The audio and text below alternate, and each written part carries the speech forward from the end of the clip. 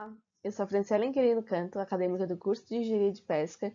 Sou bolsista de pesquisa do Laboratório de Cultivo e Biotecnologia de Algas do Centro de Educação Superior da região sul do SERES e vou apresentar hoje nosso projeto de pesquisa intitulado como Estratégias Inovadoras e de Baixo Custo Operacional para a secagem de biomassa de espirulina e obtenção de pós de alta qualidade.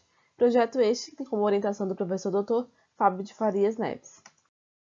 A biomassa de espirulina da Arthrospira platens é uma potencial alternativa para a elaboração de diversos alimentos, tanto para a nutrição humana quanto animal. Possui alto valor nutricional, contendo proteínas, ácidos graxos essenciais, vitaminas e minerais, além de ser fonte de corantes naturais que podem ser empregados em diversos setores da indústria alimentícia, sendo considerada pela ONU como um superalimento. A espirulina é uma cianobactéria verde azulada, fotossintética e por conta dessa característica ela se enquadra no grupo das microalgas. Possui forma filamentosa, que forma tricomas cilíndricos espiralados, e possui como pigmento fotossintético a ficocianina, uma ficobiliproteína de coloração azul natural. A espirulina ela possui uma rápida multiplicação em sistemas de cultivo, tolera elevados níveis de pH, ampla faixa de temperatura e são cultivadas às altas salinidades. Elas podem ser cultivadas tanto em sistema de cultivo do tipo fechado, como os fotobioreatores, como em sistema de cultivo do tipo aberto, como os raceways. A concentração dos pigmentos na biomassa de espirulina é influenciada por alguns fatores estes capazes de alterar a composição bioquímica da biomassa. Entre estes, a intensidade da luz e a qualidade são fatores de maior importância na produção dos organismos fotossintéticos. Para realizar a fotossíntese, as microalgas utilizam um comprimento de onda que vai de 400 a 700 nanômetros da região da luz visível do espectro eletromagnético, tendo a ficocianina, então, como seu pico de absorção em torno de 620 nanômetros na região vermelha da luz visível do espectro eletromagnético. Em vista disso, o presente estudo, então, avaliou o cultivo de Arthrospira platens sob diferentes comprimentos de onda nas cores azul e vermelho, utilizando LEDs monocromáticos e seu efeito no teor de ficocianina presente na biomassa.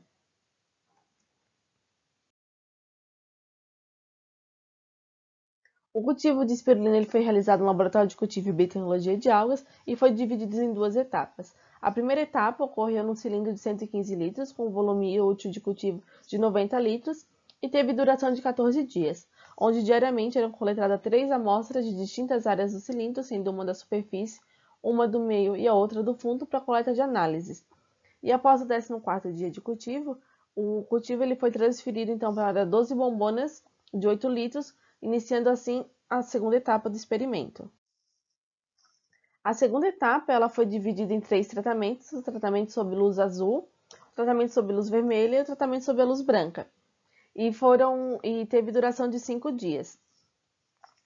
Cada tratamento teve 4 unidades experimentais e foi montada uma estrutura de isolamento para que nenhuma iluminação externa influísse nos cultivos. Diariamente foram coletados parâmetros de pH, salinidade, turbidez e densidade de tricomas, e para análise de crescimento e produtividade foram realizados testes gravimétricos com filtros de fibra de vidro. Foram determinados os parâmetros de crescimento como densidade de tricomas máxima, tempo de cultivo, velocidade de crescimento, taxa de crescimento específico e tempo de duplicação.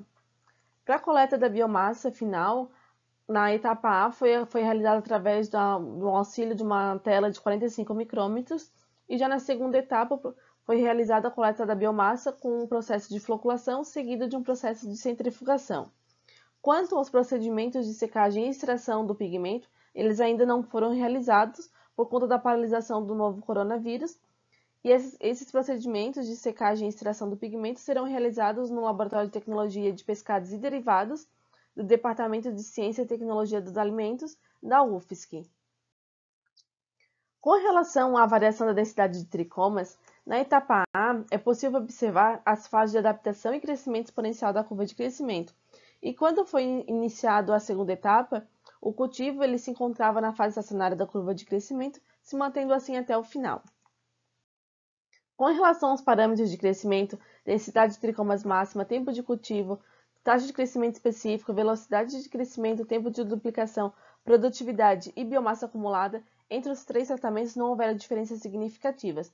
Contudo, o tratamento 1 ele obteve uma maior densidade de tricomas comparado com o tratamento 2 e 3, relativamente um pouco maior, por conta que a luz branca ela emite uma maior intensidade de luz comparada com a luz azul e vermelha. Lins 2016 ele também obteve uma maior densidade de cultivo sob a iluminação da luz branca, dado este que corrobora com o encontrado na presente pesquisa. O uso das lâmpadas monocromáticas do tipo LED, quando aplicado às fases específicas do crescimento, elas podem melhorar tanto na qualidade quanto na quantidade de biomassa e podendo ser usada para manipular a concentração desses pigmentos na biomassa final. Com base na revisão bibliográfica realizada para a presente pesquisa, a hipótese é que o LED monocromático vermelho ele tenha induzido uma maior concentração de ficocianina na biomassa da espirulina, uma vez que este é o comprimento de onda de maior absorção pelo pigmento. Contudo, o cultivo de Atrospira platense em 2 etapas ele se mostrou eficaz para o crescimento da microalga e quando submetidos à luz azul e vermelha durante os 5 dias após atingir a fase estacionária da curva de crescimento, não influenciou na produtividade. Entretanto, há a hipótese de ter apresentado alterações na composição bioquímica das células, variando inclusive no teor de ficocianina. Gostaria de agradecer a toda a equipe do Laboratório de Cultivo e Biotecnologia de Algas e ao apoio do CNPq e da FAPESC para o desenvolvimento dessa pesquisa. Muito obrigado pela atenção de todos.